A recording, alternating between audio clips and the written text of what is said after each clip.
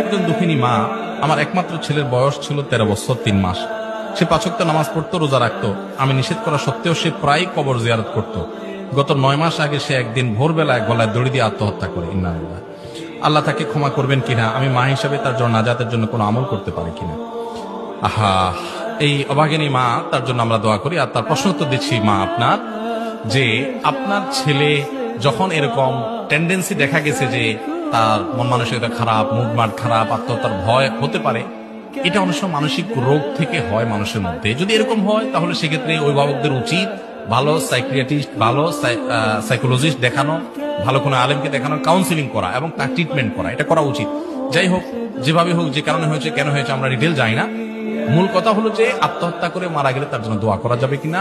উত্তর হলো ডেফিনেটলি দোয়া করা যাবে, আরো বেশি করে দোয়া করতে হবে। কারণ আত্মহত্যা করে মারা যাওয়ার কারণে সে জাহান্নামী হয়, কিন্তু সে তো বেঈমান হয়ে যায় নাই। মুসলমান অবস্থায় যদি আত্মহত্যা করে, তার অন্যায় হয়েছে, সে গুনাহের কাজ করেছে, এখন তার জন্য আল্লাহর কাছে মাফ চাওয়া যাবে। আর আল্লাহ চাইলে মাফ করতে পারেন। সে শিরক করে মরে নাই, শিরক করে যদি মরে তাহলে আল্লাহ মাফ করবেন না। এটা আল্লাহ তাআলা যদিও শাস্তি দিবেন ঘোষণা দিয়েছেন।